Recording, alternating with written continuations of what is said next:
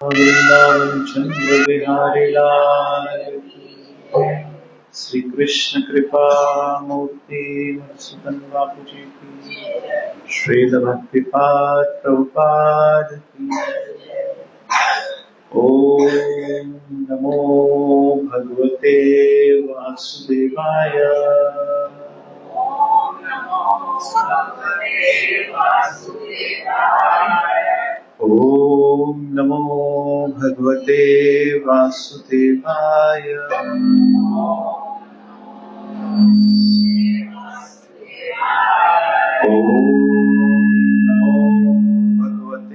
वासुदेवाय।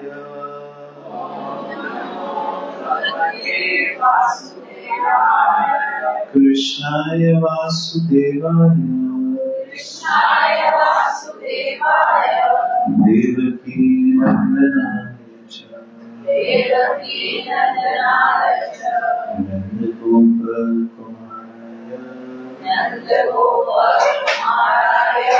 गोविंदाय नमो नमः। हे कृष्ण करुणा सिंधु दीनबंधु जगत्पते गोपेश गोपी प्रकांत राधा कांत नमोस्तुते। तप्त कंचन गौरंगी राधे वृंदावनेश्वरी वृषभानुसुत देवी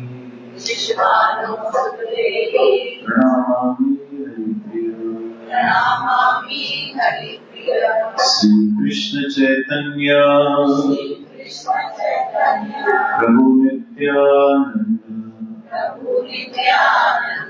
श्री अद्वैत गदाधर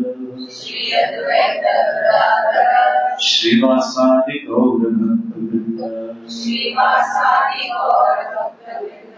हरे कृष्ण कृष्ण कृष्ण हरे हरे हरे राम राम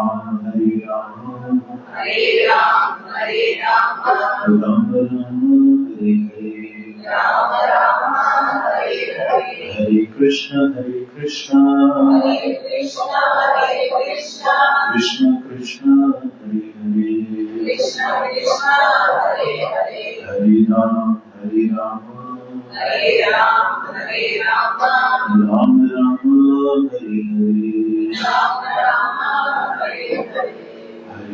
कृष्ण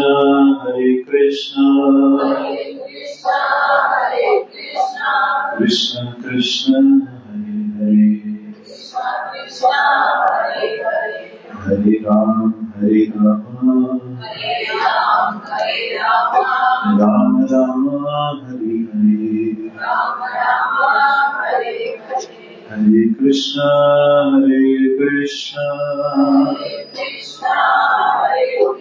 हरे हरे कृष्ण कृष्ण कृष्ण हरे हरे राम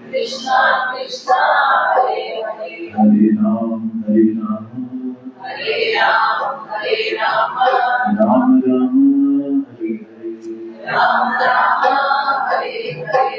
नमो विष्णुपदाय कृष्ण पृष्ठाय भूतले श्रीमते सुताय बापूजी नमस्ते सुताय भक्तिपात्र्याय दुर्लभ कृष्ण भक्ति मति सरलकारिणी। नारायणं नमस्कृत्य नरो चैव देवीं सरस्वती व्यासं ततो जयमुदीरये। श्री राधे।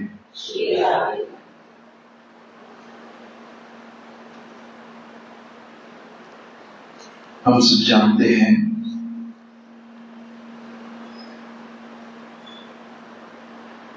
कि कुछ ही दिनों में कार्तिक मास आरंभ हो रहा है। पूरे वर्ष का वो महत्वपूर्ण समय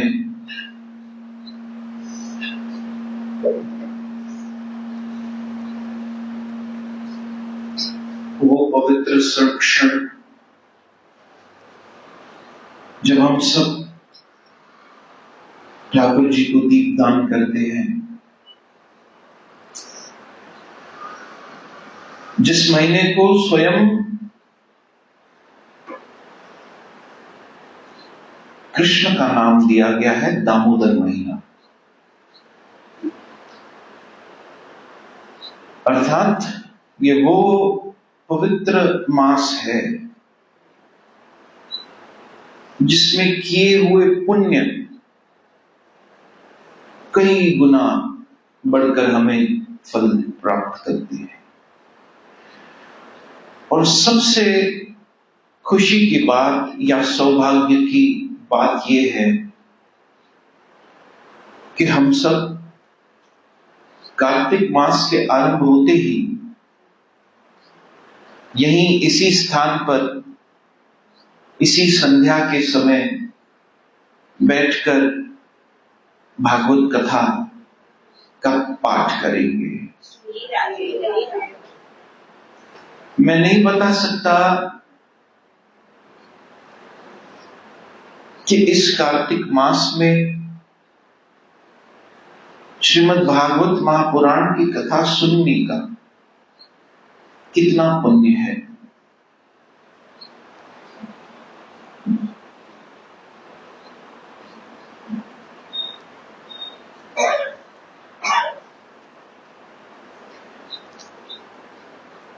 इस समय श्री वृंदावन धाम के गली गली में श्रीमद् भागवत की कथा का गान होता है। कोई न कोई संत महात्मा इस कथा का गान कर रहा होता है।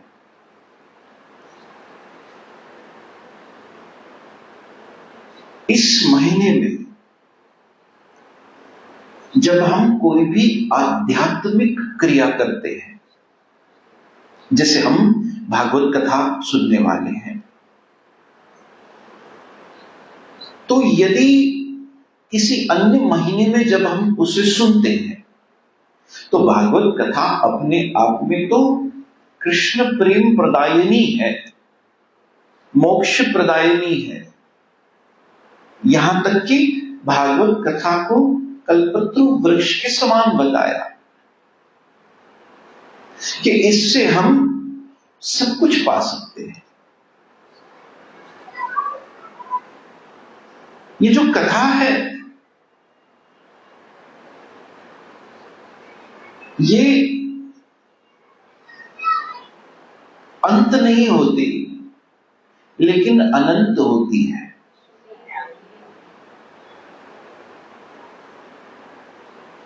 इसे कहा गया सर्वकाले सुखदा,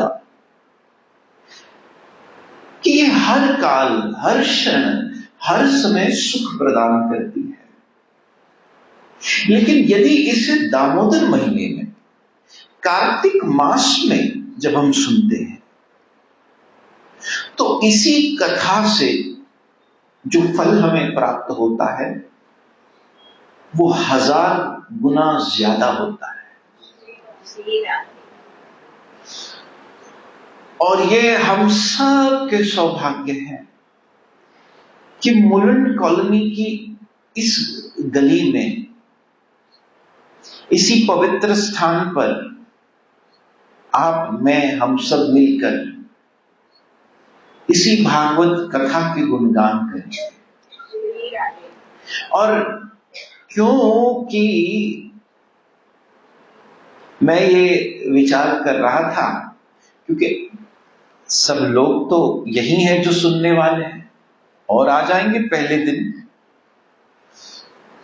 तो भागवत कथा के पहले हम आज से भागवत महात्म्य आरंभ कर देते हैं, ताकि हम तैयार तो हो वो कथा सुनने के लिए, उसका महात्म्य तो समझें, ताकि जब भागवत कथा आरंभ हो तो कुछ ऐसे विषयों में जिसमें हम गहराई में प्रवेश नहीं कर पाए हैं पहले। ऐसा विचार हो रहा था, ऐसी गुरु महाराज से प्रेरणा हो रही थी कि उन विषयों में हम जरा गहराई में प्रवेश करें। तो अभी ये कथा आरंभ होगी शरद पूर्णिमा की रात्रि।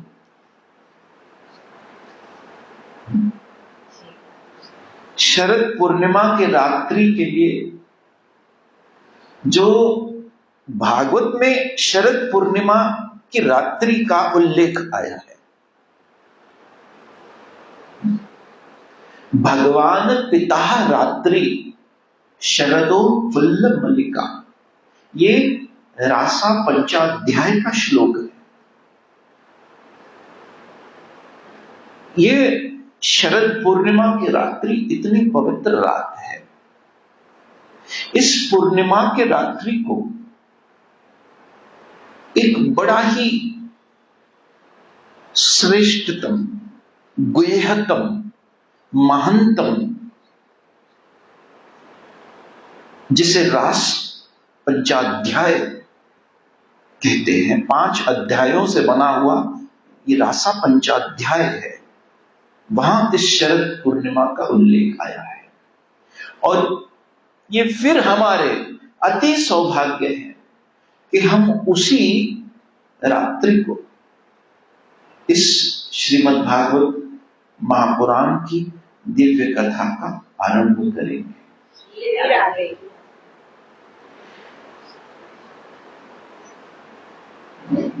इसकी डेट है, तारीख है 6 अक्टूबर, संध्या के समय 5:30 बजे से हम कीर्तन आरंभ कर देंगे। और आप सबसे ये रिक्वेस्ट रहेगी कि आप समय पर आ जाइएगा, क्योंकि जब कथा शुरू होगी और उसके बाद आप आएंगे, कई बार लोग समझते हैं राधे जी लेट आते हैं। मैं जानबूझकर आता हूं, भले मुझे पता है मैं लेट पहुंचूंगा, फिर भी मैं लेट निकलता हूं। आज बताता हूं क्यों। क्योंकि जब मैं कथा शुरू करता हूं और उसके बाद कोई आता है तो मेरे लिए बहुत बड़ा डिस्ट्रैक्शन है। इसलिए मैं चाहता हूं सब लोग पहले आ जाएं, फिर मैं जाऊं,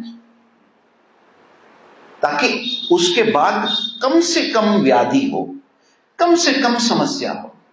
क्योंकि आपको मैं बता नहीं सकता कि उस समय जो अंदर घट रहा होता है गुरु प्रेरणा से, तो जो अंदर विचार गुरु महाराज दे रहे होते हैं, जब वो किसी के भी कारण से डिस्कनेक्ट हो जाते हैं तो इतनी पीड़ा होती है, इतना दुख होता है कि वो बाद में जब सत्संग पूरा भी हो जाता है तब भी अंदर चल रहा होता है। क्योंकि हम कभी कभी कथा सिर्फ मनोरंजन के लिए सुन लेते हैं, लेकिन कथा मनोरंजन नहीं है, ये तो मनोमंथन है। इस कथा में अगर हमारा मन पूरी तरह से डूब नहीं गया, तब कथा अमृतम तप्त जीवनम। गोपी गीत में गोपियां कहती है कि आपकी कथा हमारे तपते हुए जीवन को शांति प्रदान करने वाली है। कृष्ण शेषनाग कृष्ण से कहते हैं कि आपने मेरे साथ बड़ा अन्याय किया। भगवान ने पूछा कौन सा अन्याय किया? कहा आपने मुझे सिर्फ 1000 मुख क्यों दिए? 1000 मुख से, ये 1000 कानों से भी जब मैं आपकी कथा सुनता हूं तो ऐसा लगता है कि कम सुनी। ध्रुव महाराज से जब भगवान पूछते हैं तुझे क्या चाहिए, ध्रुव महाराज कहते हैं मुझे ऐसा स्थान दे दो जहां नित्य आपकी कथा हो रही है, आपका कीर्तन हो रहा है। कहा वो इस धरती पर तो नहीं है, तो कहा तेरे लिए एक नए स्थान का निर्माण करता हूं। ध्रुव तारे का निर्माण किया गया जहां पर नित्य सिर्फ कथा चल रही है। हम नहीं जानते कि इस कथा की मर्यादा क्या है। आप भी नहीं जानते कि जब कथा होती तो यहां कौन कौन सुनने आ जाता है, किस किस भाव से सुनने आ जाता है। इसलिए बड़े बड़े मर्यादा के साथ हमें कथा सुननी चाहिए, ताकि जब देने वाला जो देना चाहता है इस कथा के माध्यम से, वो लेने वाला लेने के लिए तैयार तो हो। अगर लेने वाला ले ही नहीं सकता तो देने वाला क्या देगा? फिर क्या देगा? अगर महाराज परीक्षित एक टक लगाकर श्री सुखदेव गोस्वामी जी के सामने बैठ नहीं जाते, अन्न जल का त्याग करके, और यहां तक कि 4 दिनों बाद तो सुखदेव गोस्वामी जी ने कहा परीक्षित को कि कुछ खाना है तो खा ले, कुछ पीना है तो पी ले, थोड़ा तुझे विश्राम करना है तो विश्राम कर ले।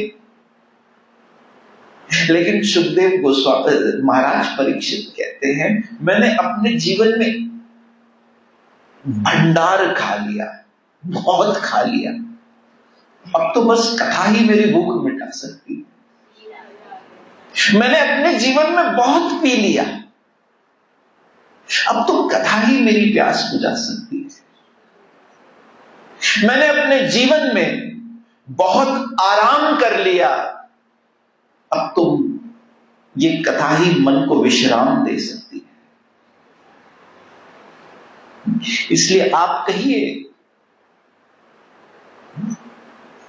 इसलिए हम तैयार हो। भागवत, ये भागवत कथा है, श्रीमद् भागवत महापुराण। इसे कभी कभी इतना लाइटली प्रेजेंट किया जाता है, इसे कभी इतना निचले स्तर पर ले जाया जाता है कि इसका सार, इसका रस, इसका महात्म्य दूर हो जाता है। इसलिए हम में से हर व्यक्ति यदि इस कथा का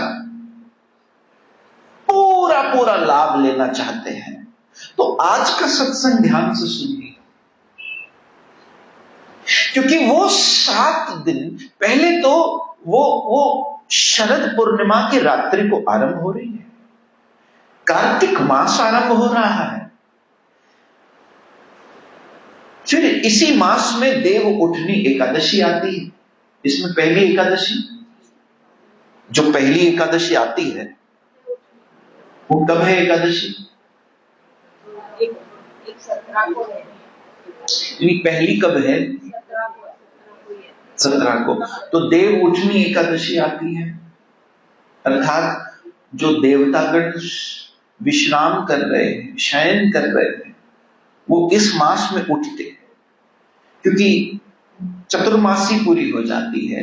ये समय होता है जागने का। जीव जागो, जीव जागो, गौर चंद्र बोले जीव जागो। जागोगे तो मेरे साथ जरा इस पद को गाइए। भज गोविंदम, भज गोविंदम, भज गोविंदम मूढ़मते।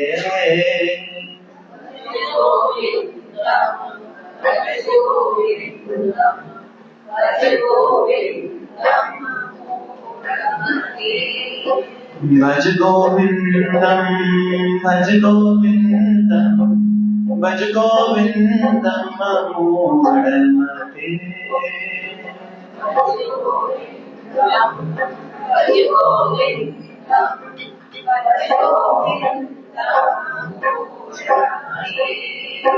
विभाव हरि शेष आलोक प्रवेश निद्राचरी उठ जीवा विभाव हरि शेष आलोक प्रवेश निद्राचरी उठ जीवा बोलो हरि हरि मुकुंद मुरारी राम कृष्ण हरे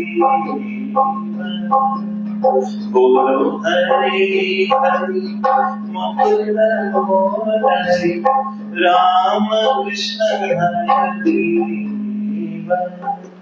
विभाव हरि शेष आलोक प्रवेश निद्राचरी उठ जीवा बोलो हरि हरि मुकुंद मुरारी राम कृष्ण हरे जीव जागो गौरचंद्र बोले जीव जागो। ये कार्तिक मास जागने का समय है। उत्तिष्ठ उत्तिष्ठ उठो, जाग जाओ। क्यों जाग जाओ? विभाव हरि शेष आलोक प्रवेश। वो सूर्य, वो भास्कर भुवन, वो सूर्य नारायण जिसे कलयुग में अंधकार को दूर करने के लिए भेजा गया, हरि नाम के रूप में वो सूर्य उदय हो चुका है। वो कृष्ण नाम के रूप में सूर्य का उदय हो चुका है और तुम अभी तक सोए हो। निद्रा छड़ी उठ जीव। अरे अब तो उठ जाओ, उठ जाओ। अब तो उठ जाने का मतलब है अब तो आंखें खोलकर देख लो कि कौन अपना है कौन पराया है। अब तक हम उन्हीं में उलझे हुए हैं।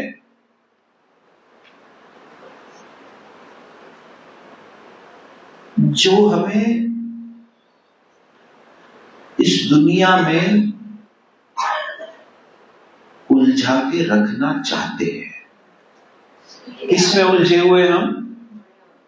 जो हमें इस दुनिया में उलझा के रखना चाहते हैं।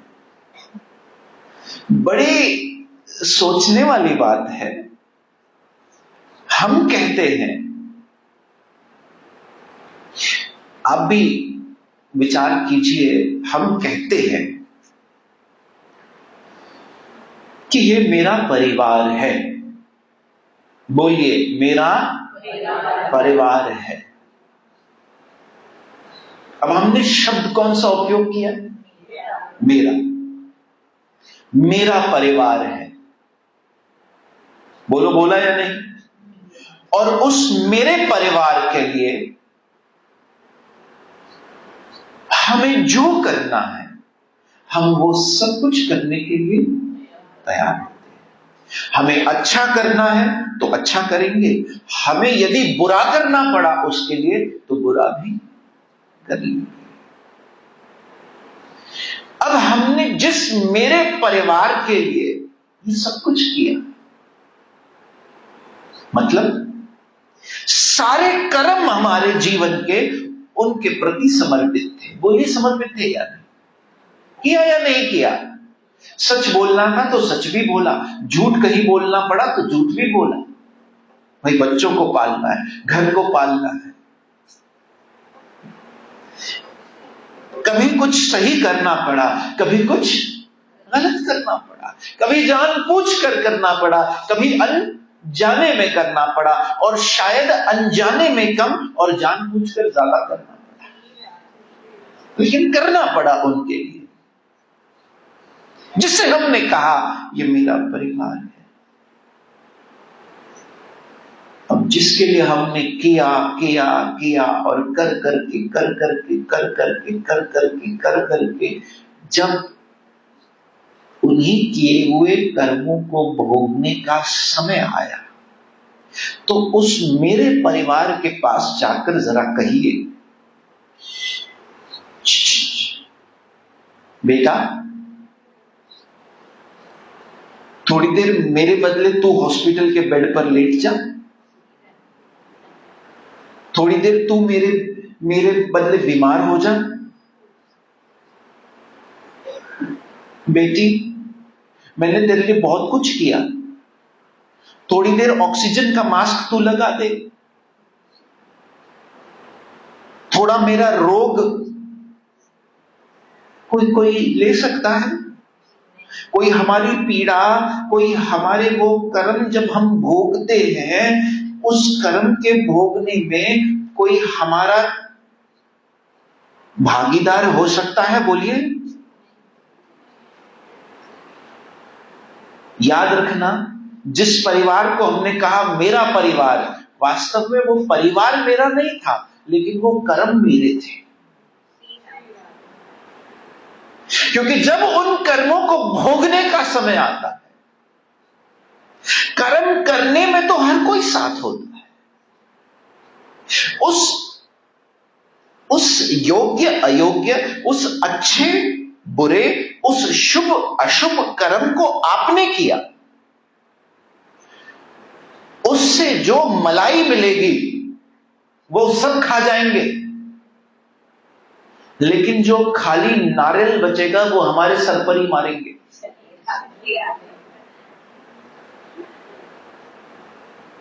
जो मलाई मिलेगी वो, हाँ, आपने उल्टा सीधा करके पैसे जमा किए, वो पैसे उनको चाहिए, वो प्रॉपर्टी उनको चाहिए, वो बैंक बैलेंस उनको चाहिए, वो जो आपने गोल्ड जमा किया वो उनको चाहिए, लेकिन जो कर्म हमने जमा किए वो उनको नहीं चाहिए, उसे हमें ही भोगना पड़ेगा। कोई नहीं आएगा हमारे बदले कुछ क्षणों के लिए भी कर्म भोगने के लिए। श्री राधे कहिए। और उस समय जब हम अकेले उन कर्मों को कहीं किसी आईसीयू में जब भोग रहे होते हैं, तब याद आता है वो भगवान। श्री राधे कहिए। जिसको हमने कभी मेरा नहीं कहा, तब याद आता है कि अरे इस समय तो सबको बाहर खड़ा किया गया है, अंदर भीतर मेरे साथ कौन है? वही नाम है। वो हरि नाम इस समय भी मेरी कहीं सहायता कर रहा है। हरे कृष्ण कृष्ण कृष्ण हरे हरे, हरे राम राम राम हरे। इसलिए याद रखिएगा, ये भागवत कथा, मैं फिर कह रहा हूं, ये श्रीमद् भागवत कथा हम सबको इस जन्म के ऋण से नहीं, इस जन्म के ऋण से नहीं, बल्कि आज तक जितने भी हमारे जन्म हुए उन सबों के ऋण से मुक्ति प्रदान करने का सक्षम रखती है, सबसे मुक्ति।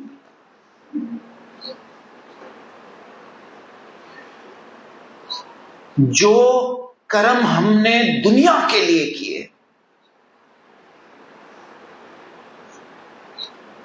वो कर्म हमसे कोई नहीं लेगा, लेकिन भागवत इतनी दयालु है कि वो समस्त किए हुए कर्म सिर्फ जब हम भागवत का, बोलिए श्रीमद् भागवत महापुराण की जय, सिर्फ हम भागवत सुनने का संकल्प भी बना लेते हैं कि हम इस बार पूर्ण भागवत कथा को वो सुनने का संकल्प मात्र, सुनने का संकल्प मात्र आपके सारे पाप ताप संताप विनाश कर सकता है। संकल्प किया है अभी, अरे पहुंचे तक नहीं, एक संकल्प यदि आ जाए। और मैं सबसे कहता हूं, इस बार की भागवत प्लीज मिस मत कीजिएगा, क्योंकि एक तो सोना है, ऊपर से सुहागा है। एक तो भागवत महापुराण और ऊपर से कार्तिक मास। ये जो योग है ये बार बार नहीं बनता, और अगर अभी बना है तो उसका पूर्ण लाभ क्यों न लिया जाए।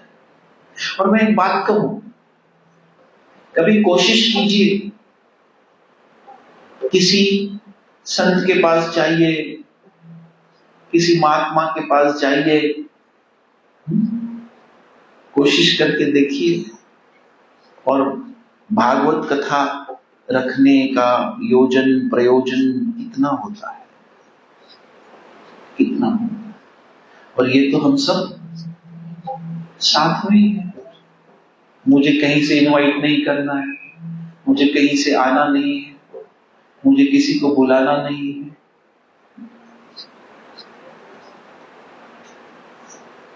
मैं तो यही हूं। तो आप सोचिए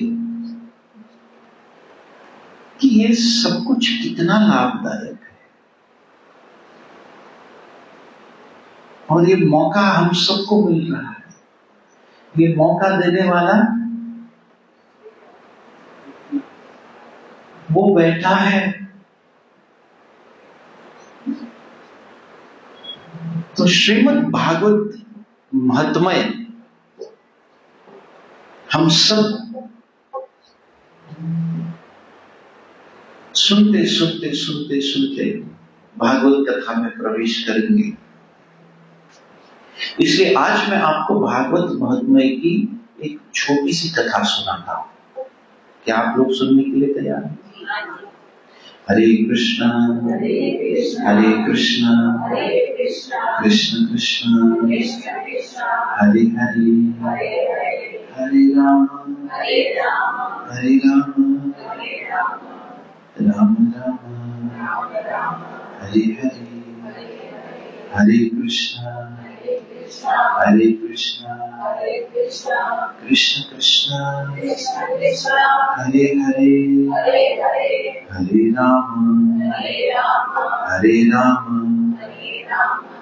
राम राम हरे हरे हरे कृष्ण कृष्ण कृष्ण हरे हरे हरे राम राम राम हरे हरे। पूर्व काल में श्रीमद् भागवत के श्रवण से ही राजा परीक्षित की मुक्ति देखकर ब्रह्मा जी को बड़ा आश्चर्य हुआ। उन्होंने सत्यलोक में तराजू बांधकर सब साधनों को तोला। अन्य सभी साधन तोल में हल्के पड़ गए। अपने महत्व के कारण भागवत ही सबसे भारी रहा। यह देखकर सभी ऋषियों को बड़ा विस्मय हुआ। उन्होंने कलयुग में इस भगवत रूप भागवत शास्त्र को ही पढ़ने सुनने से तत्काल मोक्ष देने वाला निश्चय किया। तो पूर्व काल में ब्रह्मा जी को यह देखकर बड़ा आश्चर्य हुआ। आश्चर्य यह हुआ कि महाराज परीक्षित को मुक्ति मिल गई सिर्फ भागवत सुनने से।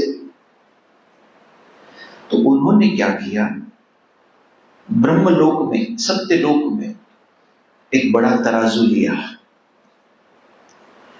और सारे साधन, जप तप ज्ञान यज्ञ, सारे साधनों को एक तराजू में डाला और दूसरी तरफ भागवत महापुराण को रखा।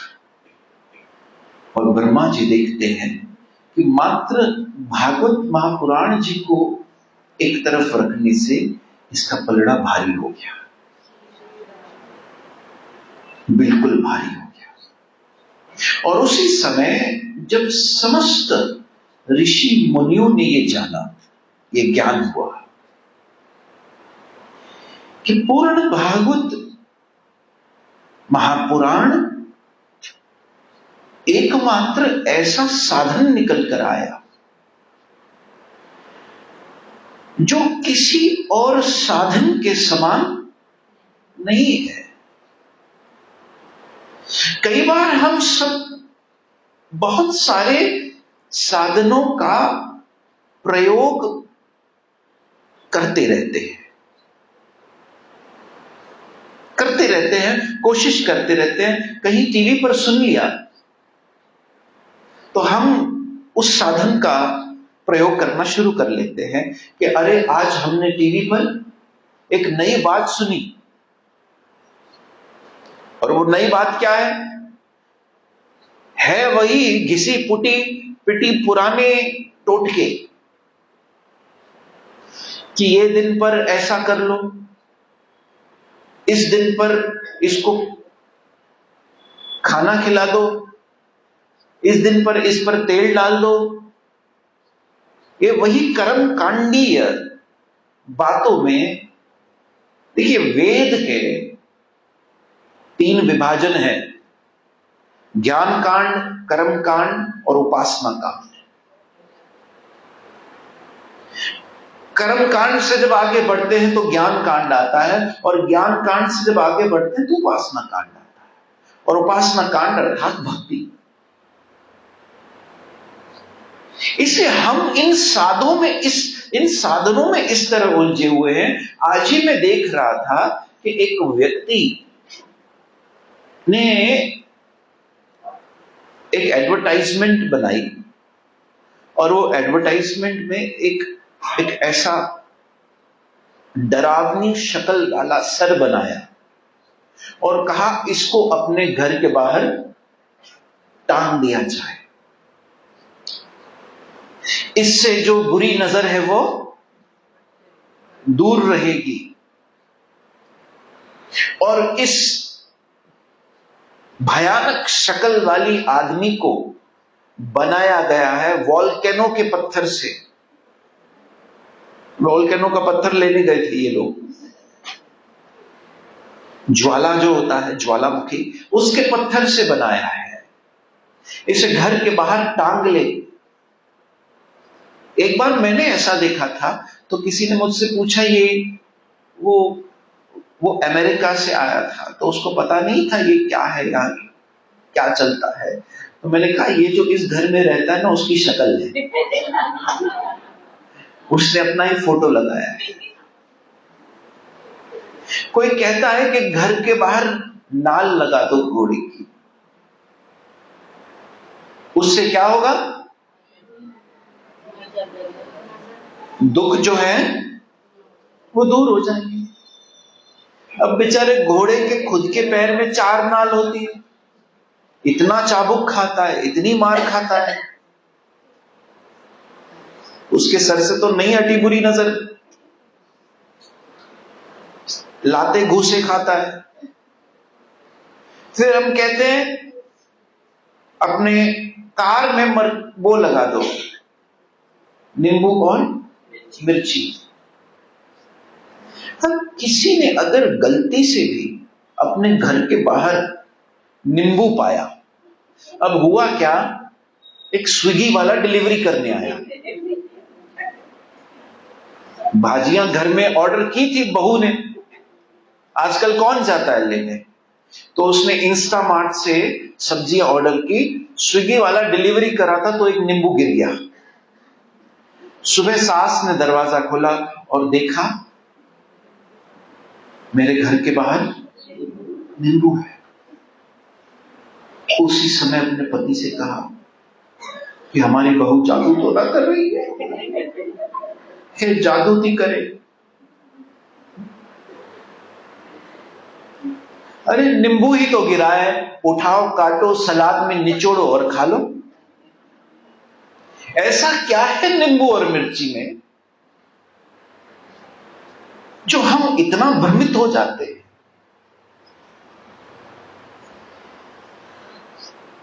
ऐसे कई साधन हैं जिनको लोग प्रयास पे प्रयास कर रहा है, प्रयोग पे प्रयोग कर रहा है, प्रयोग पे प्रयोग कर रहा है। कभी कोई ध्यान की क्रिया में प्रयोग करता है, कभी कोई कुंडली जागृत करने के चक्कर में पड़ जाता है, कभी कोई कौन सा योग करने का प्रयास करता है, लेकिन अंततः सारे साधन जो है वो श्री कृष्ण कथा के सामने हल्के बताए गए। किस, मैं नहीं कह रहा हूं, तो आप कहोगे ये तो आप कह रहे हो, अरे मैं नहीं कह रहा हूं, ये तो ब्रह्मा जी कह रहे हैं।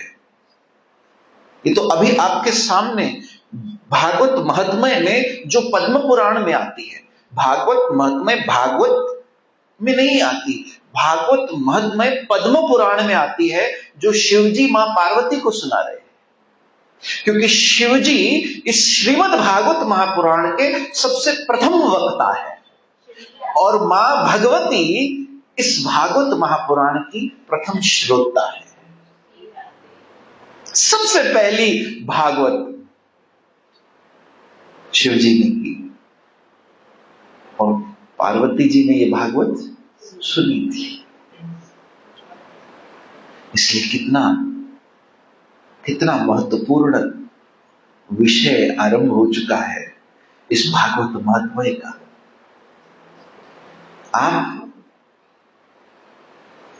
आपको एक बात कहूं, हमें ना, वो कहते हैं ना, किसी को ऐसे ही मिल जाता है। एक होता है कि किसी ने बहुत प्रयास किया, बहुत यत्न किए, कोशिश की, कहीं पहुंचे, कहीं टिकट करवाई, कहीं पैसे खर्च किए, कहीं क्या हुआ, कहीं क्या हुआ, लेकिन हमको कैसे मिला है? हमको बड़ी आसानी और सरलता से मिला है। सिर्फ घर से निकलना है, 4 कदम चलने हैं, और 4 कदम भी क्यों चलो, ऑटो में आ जाओ, और कोई 4 कदम नहीं चल पा रहा है तो स्कूटर पे आ जाओ, या किसी की गोद में बैठकर आ जाओ। लेकिन बगैर कुछ किए हम सबको ये बड़े दुर्लभ देव, इस कथा को देव दुर्लभ कहा गया। क्या कहा गया? देव दुर्लभ। मतलब जो देवताओं के लिए भी क्या है? दुर्लभ है। अब वो देवताओं के लिए दुर्लभ क्यों है, कैसे है, ये अगले सत्संग में चर्चा करेंगे। आज के भागवत महात्म्य की कथा को यही विराम। हम भागवत महात्म्य समझ रहे हैं, और अब और कितने सत्संग महात्म्य की कथा के पहले? 3। आज का काउंट करके 3। एकादशी का एक सत्संग होगा, फिर सैटरडे को है, और फिर संडे को है। संडे को गुरुद्वारे में, तो वो गुरुद्वारे का सत्संग छोड़कर 2 सत्संग हैं। उन दोनों सत्संग में हम भागवत महात्म्य पर चर्चा करेंगे। आप सब तैयार हो जाइए। कार्तिक मास में इस श्रीमद् भागवत महापुराण की अति दिव्य, अति मंगल करने वाली कथा को सुनने के लिए, और अपने साथ साथ औरों को भी तैयार कीजिए, क्योंकि ज्यादा से ज्यादा लोगों को इस कार्तिक मास में इस कथा को सुनने का लाभ मिलना चाहिए। और मैं सबसे कहूंगा, क्योंकि हो सकता है कार्तिक मास में कई लोग आए, इसलिए बैठने की व्यवस्था आप सब यहां आगे से ही शुरू कर दीजिएगा। यहीं से आप सब बैठना शुरू कीजिएगा, ताकि ज्यादा से ज्यादा लोगों को हम इस जगह पर अकोमोडेट कर पाए। सब आए, बैठें और बड़े भाव से ये कथा को सुन पाए। 5:30 बजे का समय है, आप 5:30 बजे तक आ जाइए, ताकि हम कीर्तन शुरू करते करते कथा आरंभ करें। फिर उसमें बड़े बड़े उत्सव होंगे, बड़ा आनंद आएगा, ठाकुर जी प्रकट होंगे, फिर रुक्मणी और कृष्ण का विवाह होगा, और फिर सुदामा की दिव्य लीला होगी। तो ऐसे बड़े आनंदमयी उत्सव हम 7 दिनों तक मनाएंगे। इस कार्तिक मास को आप सबसे ज्यादा से ज्यादा लाभदायक मानिए। हम सबको पवित्र करने वाला ये महीना आरंभ होने वाला है। आइए हम सब आज के इस कथा को विराम देते हुए गुरु महाराज और ठाकुर जी के चरणों में प्रणाम करते हुए सत्संग को विराम देते हैं। जय जय श्री राधे, जय जय श्री राधे।